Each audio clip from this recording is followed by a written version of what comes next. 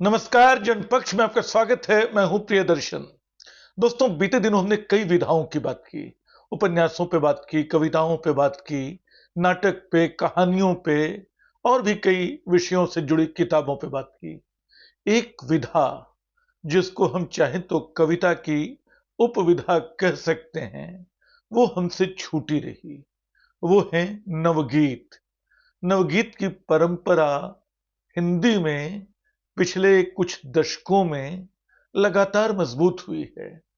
इस बात के बावजूद कि उसको कभी आलोचना का संरक्षण नहीं मिला, अक्सर उसको थोड़ी हेय दृष्टि से देखा गया। हिंदी में मुक्त छंद की कविता को, प्रयोगवाद के बाद की नई कविता को जिस तरह का मान सम्मान मिला, वो नवगीतों को नहीं मिला। जबकि नवगीत जो है उसकी सीमाएं हैं। नवगीत जो हैं उनकी सीमाएं हैं, इसके बावजूद वो लगातार फैलते गए। बिना किसी आलोचकीय समर्थन के वो पाठकों के बीच पहुंचते रहे।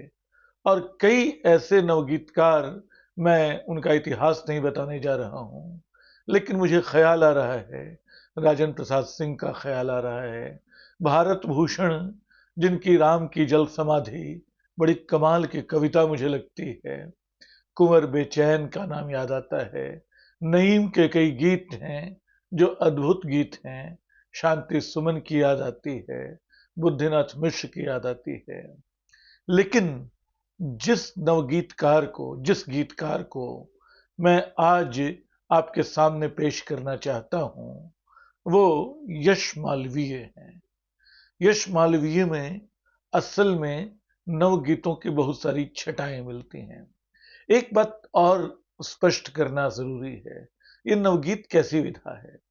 असल में जो गीतों का पुराना अनुशासन रहा है, उनको तोड़ते हुए, उनकी लय बचाए रखते हुए, तुक को भी बड़े नए ढंग से, अनूठे ढंग से बचाए रखते हुए जो गीत रचे गए, जो बहुत मुलायम, कोमल, बहुत सारी व्यंजनाओं से भरे जो गीत रचे गए, वो नवगीत कहलाए।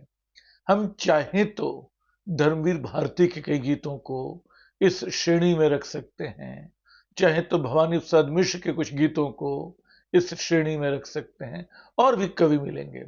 बल्कि तुक के जितने अच्छे और कमाल के खेल अपनी शुष्कता के बावजूद धूमिल ने किए और श्रीकांत वर्मा ने किए, वो सब जो हैं शायद आने वाले दिनों में नवगीत का रास्ता बनाने वाले प्रयत्न साबित हुए।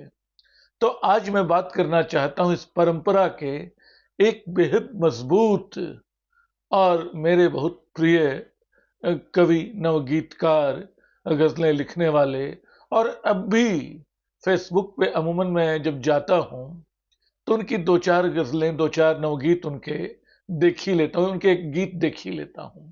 वो फिल्मों के लिए भी गीत लिख चुके हैं, यश मालवीय जो हैं। और उनकी भी शिकायत रही कि हिंदी आलोचना ने, हिंदी के अखबारों ने नवगीतों को मान नहीं दिया जिसके वो हकदार थे। खैर, नवगीतों की जो खूबी है वो क्या है? उनमें लय बची हुई है, उनमें एक तरह की कोमलता बची हुई है, लेकिन उनमें वो सब कुछ है जो कविता में होता है।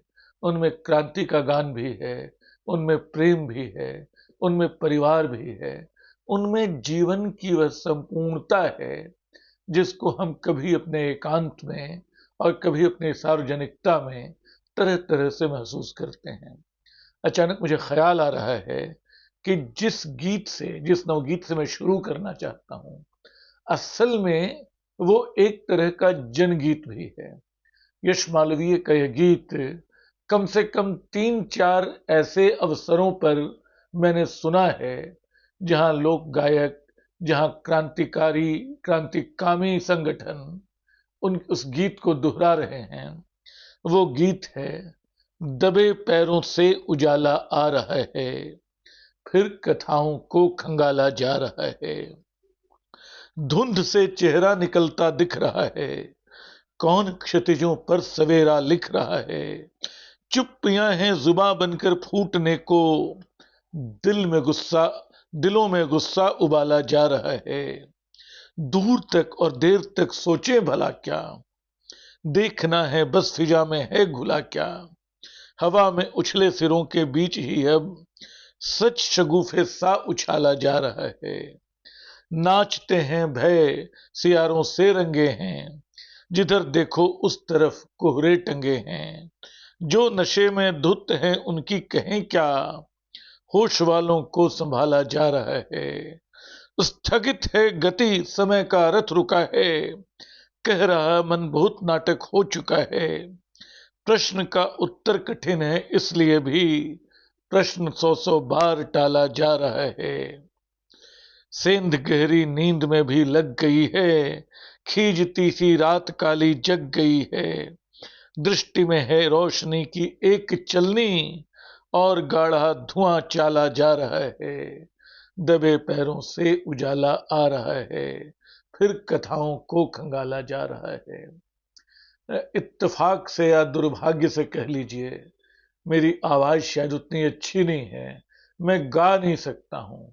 वरना इस गीत को या उनके और भी गीतों को यश मालवीय की अपनी टनकती गूंजती आवाज में उनकी खनक के साथ सुनने का आनंद एक अलग सा आनंद है।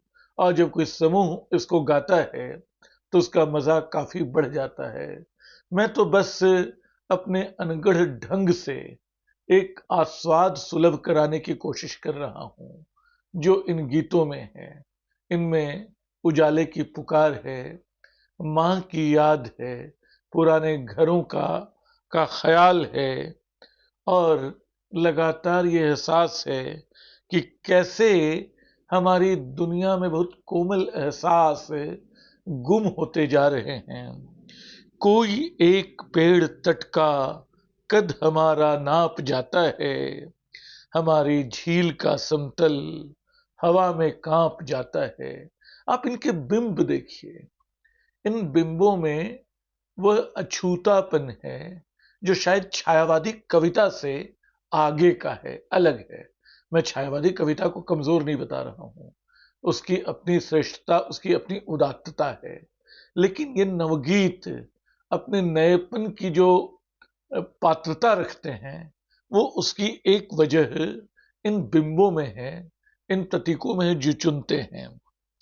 कोई एक पेड़ तट का कद हमारा नाप जाता है, हमारी झील का समतल हवा में कांप जाता है। बहुत से मिथ उजागर कर सवेरा धुंध में खोए, बड़ी तस्कीन मिलती है अंधेरा फूट कर रोए। जो मन को निर्वसन करता फिर वही ढांप जाता है, जहन में बर्फ गिरती सोच में आकाश आ बैठे। कोई एहसास ठिठुरा गठरियों सा पास आ बैठे, हमारी रूह की जलती लकड़ियां ताप जाता है। बहुत कुछ कौंधता है, कौंध कर करता किनारा, फिर उसी एक कौंधने को हम नहीं पाते दोबारा फिर। समझ पाते नहीं हम, और अपना आप जाता है, अपना आप चला जाता है। जो कौंधता हुआ है उसको हम दोबारा पकड़ नहीं पाते हैं, और हमारे रूह की जलती लकड़ियां। देखिए इस बिखराव को, इस छूटती हुई चीज को, इस जिसको नाम न देना संभव है, नाम देना मुश्किल है, उस ख्याल को तरह तरह से रखते हैं यश मालवीय। लोग की अपने सिमटेपन में बिखरे बिखरे हैं, राजमार्ग भी पगडंडी से ज्यादा संकरे हैं। हर उपसर्ग हाथ मलता है, तत्ते झूठे हैं। पता नहीं है औषधियों को दर्द अनूठे हैं, आंख मलते हुए सवेरे केवल अखरे हैं। पेड़ धुएं का लहराता है अंधियारों जैसा, है भविष्य भी बीते दिनों के गलियारों जैसा। आंखें निचुड़ रहे से उजियारों के कतरे हैं, उन्हें उठाते जो जग से उठ जाया करते हैं। देख मजारों को हम शीश झुकाया करते हैं। सही बात कहने के सुख के अपने खतरे हैं, लोग की अपने सिमटेपन में बिखरे बिखरे हैं। तो दोस्तों, ये यश मालवीय का जो नितांत व्यक्तिगत पक्ष है कविता में, अपने अकेलेपन का, अपने बिखराव का, उसको समेटता हुआ। लेकिन एक सामूहिक पक्ष भी है, जो आपने पहले गीत में सुना होगा। उसकी और भी प्रतिध्वनियां और भी अनुगूंजे हैं, जो तरह तरह से हमारे बीच आती हैं, जिनमें कड़वाहट भी है, वहां भी मैं जाऊंगा, जिनमें व्यंग्य भी है, लेकिन जिनमें परिवार की स्मृति भी है। आप देखिए कविता अम्मा की, अम्मा को लेकर गजलों में बहुत काम हुआ, नज्मों में बहुत काम हुआ, नवगीतों में भी हुआ होगा। ये देखिए, इसकी उसकी नींद जम्हाई, मन से मन की गहरी खाई, कमरे कमरे की मजबूरी, चौके से आंगन की दूरी, धीरे धीरे पाट रही है अम्मा, धनिया काट रही है, काट रही है कठिन समय को, दिशा दे रही सूर्योदय को, ताप रही बस ताग रही है कपड़ों जैसे फटे हृदय को, सुख की स्वाति बूंद इस देहरी से उस देहरी बांट रही है अम्मा, धनिया काट रही है, खुशियों का बनकर हरकारा संजो रही है चांद सितारा, अंधा युग मोतिया बिंद भी आंखों के मोती से हारा, द्वारे की माधवी लता की लतर लाड़ से छांट रही है अम्मा, धनिया काट रही है, चाय पिलाती पान खिलाती, बाबूजी से भी बतियाती, बच्चों से उनकी तकलीफें बढ़ा चढ़ा कर कहती जाती, घर परिवार जोड़ती ऐसी रेशम वाली गांठ रही है अम्मा, धनिया काट रही है। अक्सर इन कविताओं के बारे में जब मैं सोचता हूं, तो लगता है कि पारिवारिकता का वह धागा लगातार कमजोर पड़ता जा रहा है, जिसको कोई माँ, कोई अम्मा अपने केंद्र, अपने खुद को केंद्र में रखकर अपने चारों ओर उसको समेटे रखती थी, एक बड़े वृत्त की तरह। तो खैर, जो दूसरी कविताएं हैं, जिनमें सामाजिक दंश है, जिसमें वाम चेतना की ध्वनि आप सुन सकते हैं, प्रगतिशीलता की ध्वनि आप सुन सकते हैं, छोटी छोटी दो कविताएं जिनमें व्यंग्य भी है, दिल्ली पूरा देश नहीं, वो इस विषमता पे जिससे दिल्ली बनती है, दिखलाओ और टीवी वालों, इनको भी तो कभी कहीं उरई सागर कटनी भी है, दिल्ली पूरा देश नहीं, सिर्फ लखनऊ नहीं कि कुंडा में भी इंसान रहते हैं, तुम राजधानी में जो सहते वैसा वो भी सहते हैं, मंत्री संतरी नेता अफसर तुम जाते हो वहीं वहीं, भूख महामारी बीमारी छोटे कस्बे भी झेलें, एक निवाले की खातिर भी अपने जीवन से खेलें, गांवों के हम रहने वाले, हम रहते हैं यहाँ यहीं, चिकने चेहरे छोटे पर्दे पर अपने को ही मांझें, तुम तक नहीं पहुंचती तूती की हल्की आवाजें, होश संभाला हमने जब से तकलीफें ही सिर्फ सही, दिल्ली पूरा देश नहीं। तो ये जो विषमता है, जो केंद्रीकरण है सब कुछ का, उसके खिलाफ ये नवगीत है। और एक नवगीत जो मैं चाहता हूं, टेलीप्रॉम्प्टर चला नहीं करता है नारों से।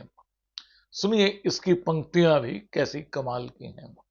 गिर पड़ती हैं अक्सर तारीखें मीनारों से, चीख लौट आती है टकरा कर दीवारों से, कैसी भी हो क्रूर सल्तनत सल्तनत आहें भरती है, शासक की सेना खुद ही टूटती बिखरती है, राजा थक जाता अपने ही अत्याचारों से, सोने का सिंहासन आंधी में हिल जाता है, कैसा भी घमंड हो मिट्टी में मिल जाता है, टेलीप्रॉम्प्टर चला नहीं करता है नारों से, मंत्री संतरी खुलकर पांव घसीटा करते हैं, उठे हुए सिर भी अपना सिर पीटा करते हैं, सजता है अमेरिका भारत के अखबारों से, हकलाता है वक्त लोग क्या भाषण लिखते हैं, बढ़ी हुई दाढ़ी दाढ़ी में फिर तिनके दिखते हैं, साठ गांठ करते हैं उजियारे अंधियारों से, शांति वार्ता समझौतों की शर्त बोलती है, उजली खादी पर कालिख की परत बोलती है,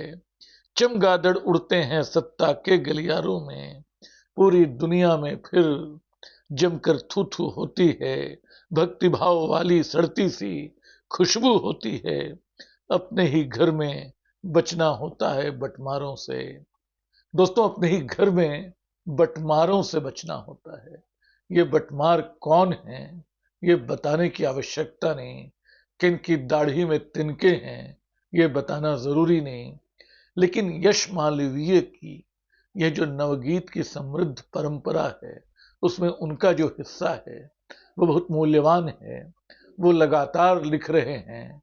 मुझे याद है उनकी कई किताबें मेरे पास होंगी, अभी मैं तलाश रहा था तो शायद कहो सदा शिव जो उनका पहला संग्रह है, कहीं मेरे पास पड़ा होगा काशी नहीं जुलाहे की, और भी कई किताबें। तो आप उनको पढ़िए, जहां भी मिलें आपको तमाम जगहों पर दिख जाएंगे। आज के लिए बस इतना ही। कभी इस बातचीत को कुछ दूसरे नवगीतकारों के मार्फत मैं आगे बढ़ाऊंगा। फिलहाल शुक्रिया।